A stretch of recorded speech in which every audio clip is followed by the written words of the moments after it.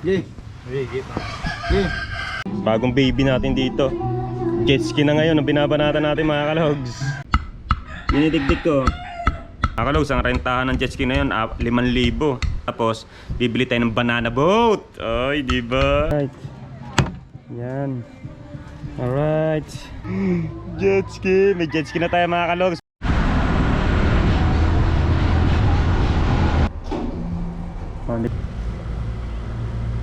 Extras. Kaibigan natin na biglang namatay na hindi natin akalain na mangyayari yun.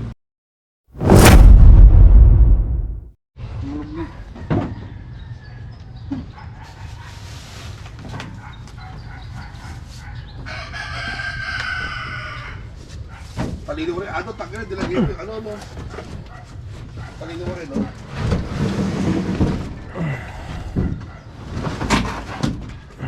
Okay, salo kami gitna.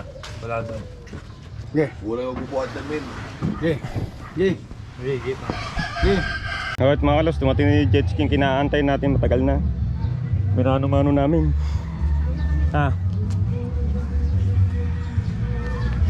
Ay may aayusin Wala ko pa. na kasing iwan eh. Bago sumabay na kasi rito. Ito nga yung jet ski na iiwan sa atin dito ni Boss Andrew. Kaso nga lang kailangan pang ayusin dahil na-stock lang to sa bahay nila. Kaya ngayon pinapaayos natin. Bumili nga pala kami ng bagong battery at tuti at saka yung panglinis para sa mga ganyan-ganyan. Kaya inaayos nga. Nangiram na tayo ng gamit. Ayun, yabi. So yan, ayos na ayos to. Pag iniwan to sa atin, bagong baby natin dito. Jet ski na ngayon ang binabanatan natin mga kalogs. Gusto ko ano ka lang. Ano ko magkain? Hey, what's up mga kalogs? Yan, ang vlog natin ipaputol-putol dahil maraming ang ginagawa at maraming naasikaso. So ngayon mga kalogs, may ginagawa ako ngayon ulit. Ayan nadidigdig ako ng dog food. Dinidigdig ko. Bakit ka mo dinidigdig ko tong dog food? Ayan dinidigdig ko yung dog food. Bakit ka mo? Diba? Ayan. So kaya ko siya dinidigdig kasi ihahalo ko sa patuka ng manok. So napanood ko lang din sa Facebook to, susubukan natin. Kasi ito raw yung nagpapasarga ng manok kasi may mga manok daw talagang payat na hindi na nanaba. I-try daw itong dog food na may halong patuka ng manok at saka lagyan daw ng hilaw na itlog. I-mix daw. So tatry natin yun tapos vitamins. Alright mga kalogs, yun lang. Kasi di ba nag-aalaga ako ng manok.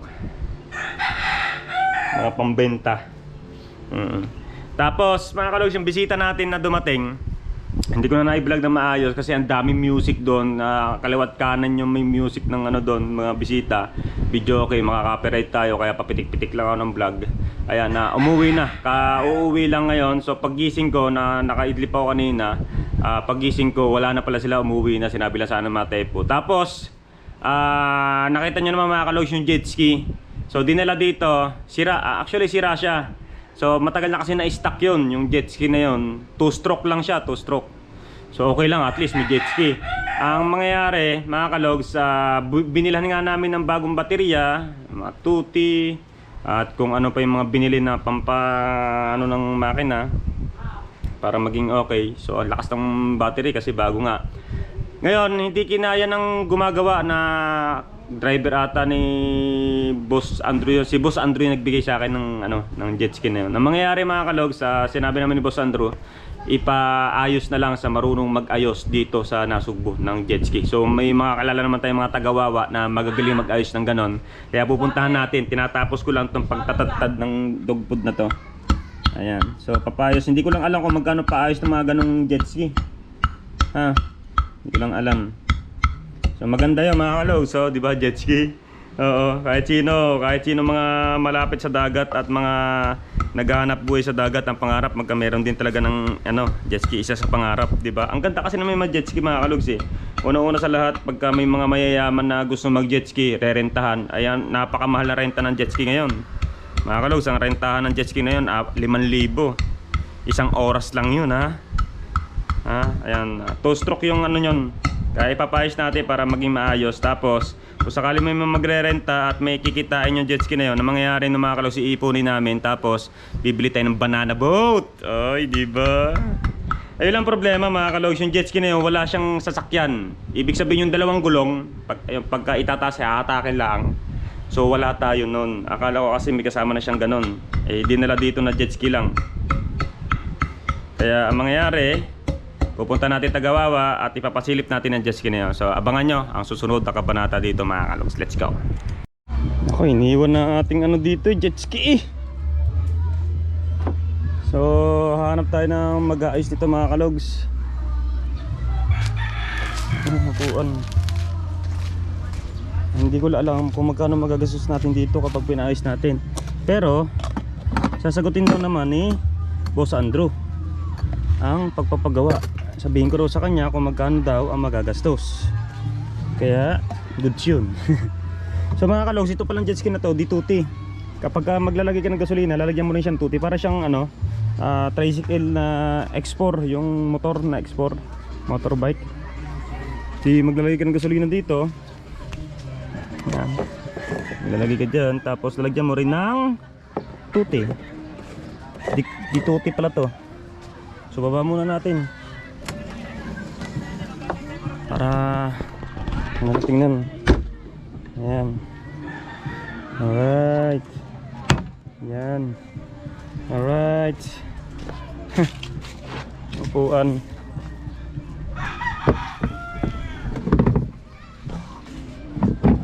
So hanap tayo sa baba. Kasi may nakapagsabi sa akin marami daw marunong maggawa doon sa baba. Kaya pupuntahan natin. Hindi ko alam kung ngayon natin pupuntahan o sa ibang araw na lang kasi baka ngayon na. Subukan natin kasi bala kong umuwi ng Cavite dahil si Seiya may sakit. Panganay kong anak may sakit, may dengue ata, na dengue ata. Gawa uso ang dengue do sa lugar ng nila Mary doon. Baka i-confine si Seiya ngayon dahil sa sakit niyang dengue. Ay, problema. So ito, goods to goods oh. Diba? Goods to goods yun na ano natin yan. Paayos, pupunta ko yung manggagawa doon sa baba. Mahal na rin si Boss Andrew. Oh, paayos natin yan.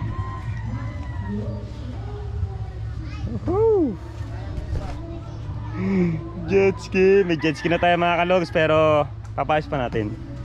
Alright. Problema nga ito mga kalogs at nawawala yung aking susi ng motor. Ang huling gumamit ng motor ko ay si Pisang Vincent. Hindi malaang kung binalik sa akin ang susi ng motor o hindi. Hindi ko naman matandaan. Wala din yun. Kanina pa akong ikot ng ikot. Pawisan na nga. Pupunta sana ako ng Wawa para... Ayun! Walang yaka! Nandiyan ka pala! Ahay! Ito ka pala. Walang joke. Hindi kasi papansin, nandito pala, hindi pala papansin, hindi napapansin. Kasi kadalasan dito nakapatong, dyan, doon, dito, dyan, doon, hindi. Nandun pala, walang yan. So yung mga kalogs, anong oras na? Baka di na mo, baka susunod ako pumunta ng ano, mag-alas 6 na oh. Susunod ako pumunta ng Wawa at magtatanong-tanong tayo kung magkano nga yun. Eh hindi ko malaan, ang dami kong gustong gawin na ano. Di matuloy-tuloy. Ano bang gagawin ko? So, pinapauwi ako ni Mary sa Cavite dahil ikukumpine si Seiya. Ikukumpine sa sakit. Ikukumpine, so pinapauwi ako doon para ako magbantay sa bata. So, gagabihin ako negative ako magbiyahe ng gabi. Gawa yung mata ko. May salamin naman din. Baka bukas na madaling araw umalis. Yung putok pa lang ang araw. O yung bukang liwayway. Ayan, kausap ko nga sa Viber eh.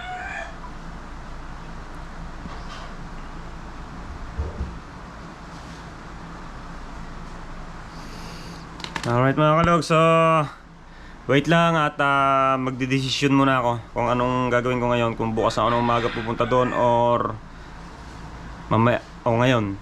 Hindi pa nga ako nakapag-ayos, wala pa akong liko. Gagabihin talaga ako pag ngayon eh. Bahala na mga kalogs. Kailangan kong puntahan si Seiya dahil may sakit nga. Nakukumpine, dengue.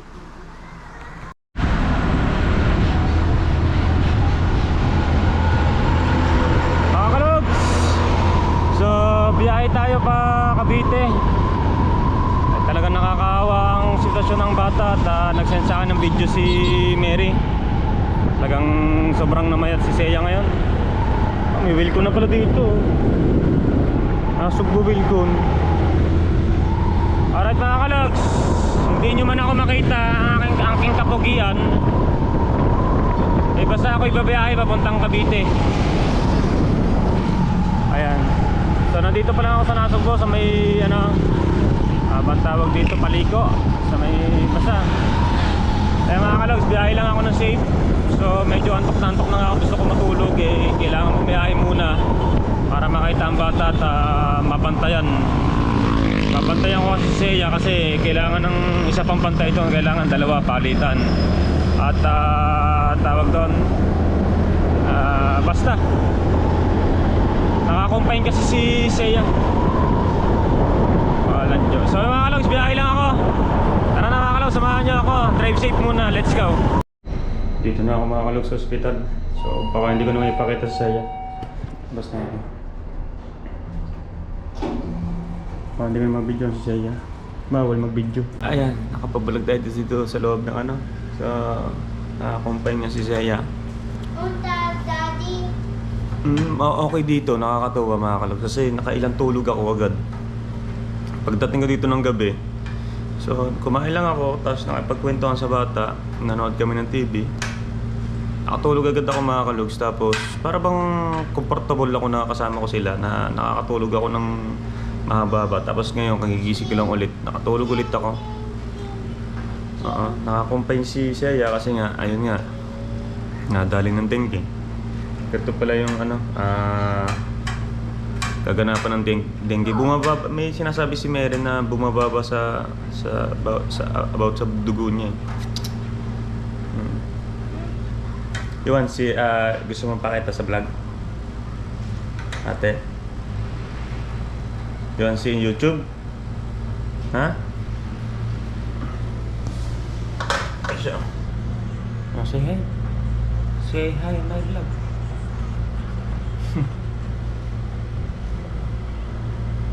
Extras. Tapos sinusubukan ko siya ng foods kasi ang hihina niyang kumain. Ang dede niya oh. Anong oras na mag-alas 11 na, ito pala ang bawas sa dede niya. Kaya sinusubukan ko siya ng food para kumain siya, magpalakas siya. So normal naman yung kanyang temperature, hindi naman, wala naman lagnat. Actually, kaya goods. Ngayon, ang inaabangan na lang sa kanya, yung sa wiwi niya, naglalagay kami ng naglalagay kami ng sahod sa kanyang ari para kaso nga lagi sumasala.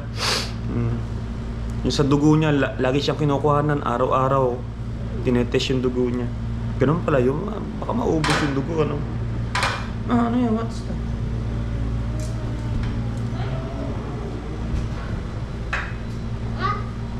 Mommy's here. Ay, malakas ang volume.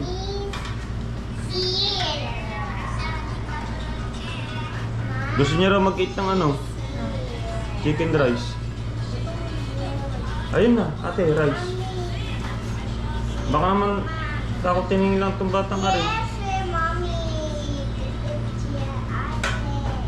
So ito nga, ito yung karuktong ng ating vlog para alam nyo din. Mamasasahod ko yun. Hindi ka kasi, hindi. Gagawa ko ng paraan. Ako na.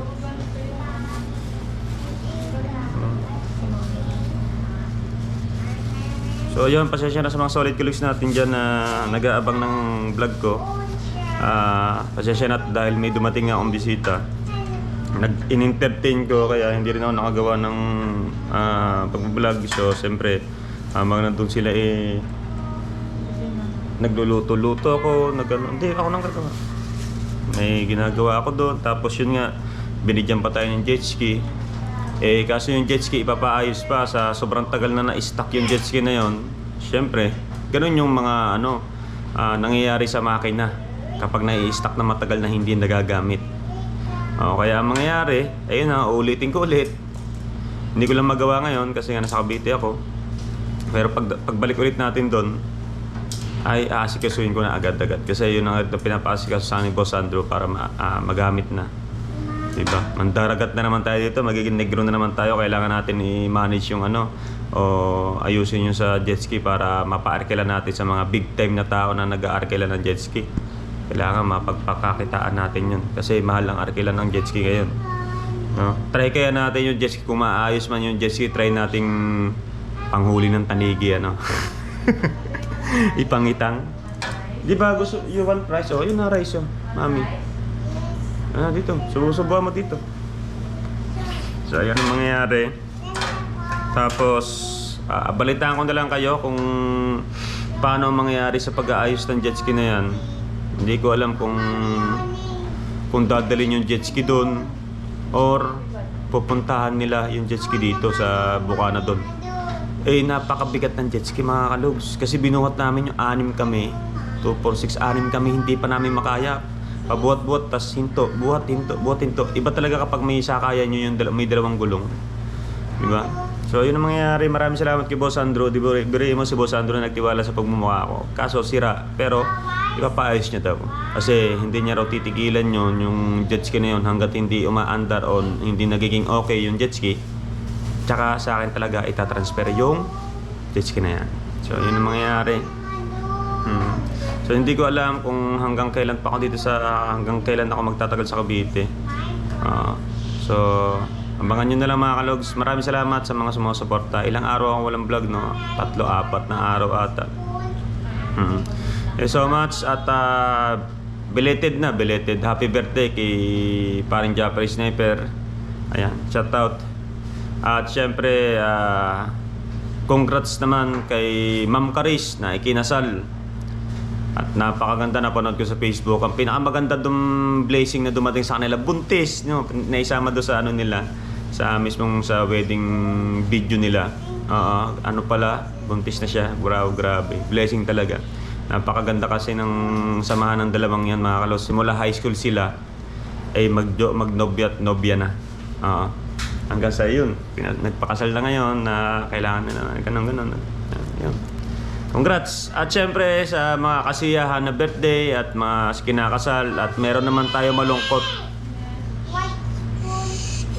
Quiet. Oo na.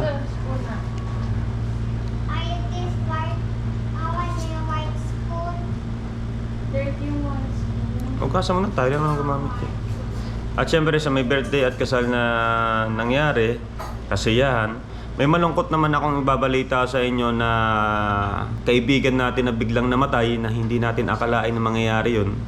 So shoutout at ito ay kaibigan ko sa All Home. Pangalan niya ay si Boss Mike. Mike ang pangalan niya. Dati siyang kasama ko, ang kanyang naghahawak sa kanya ay Handrich. Shoutout boss. Hindi ko sure kung makakasama ako sa mga tropa na magpupuntahan doon ng Tuesday. Bukas, actually, kasi Monday ngayon, Tuesday. Hindi ko sure kasi nandito kami sa sa hospital pa. Pero, ayun. Gagawa ko ng paraan. Baka sakali. Sisilip lang naman eh. Kasi ayun yung kaibigan na talagang kami ang mga bigating magkakaibigan sa All Home na mga panahon na sa All Home Danghari. Kami magkakasama. So nagkayayaan kasi may GC kami mga magkakaibigan sa All Home. Nagkayayaan tomorrow. So yung mga kalog, sa ilang ibabalita ako. So shoutout pa rin sa lahat ng solid kalugs ko dyan. Sa mga hindi nag-skip ng ads, maraming salamat sa inyong lahat dyan. Sa mga kaibigan ko, sa mga tito and titas, mga kumare at kumpare. Ayan, kumare at kumpare. Sa mga kaibigan at mga kamag-anak ko dyan, shoutout sa inyo lahat. Sa mga nakakausap ko, syempre kay Mami and Daddy, shoutout sa inyo. Ayan. So yun mga kalogs, hanggang dito na lang ang ating vlog for today. Maraming salamat sa mga nakakaintindi ng vlog na ito. Pasensya na at hindi ko alam kung kailan masusundan ulit itong vlog na to. Alam nyo naman talagang busy at may ginagawang Alam nyo na. So, mga kanags, hanggang dito na lang. Tayo so much sa inyo lahat dyan. Bye-bye.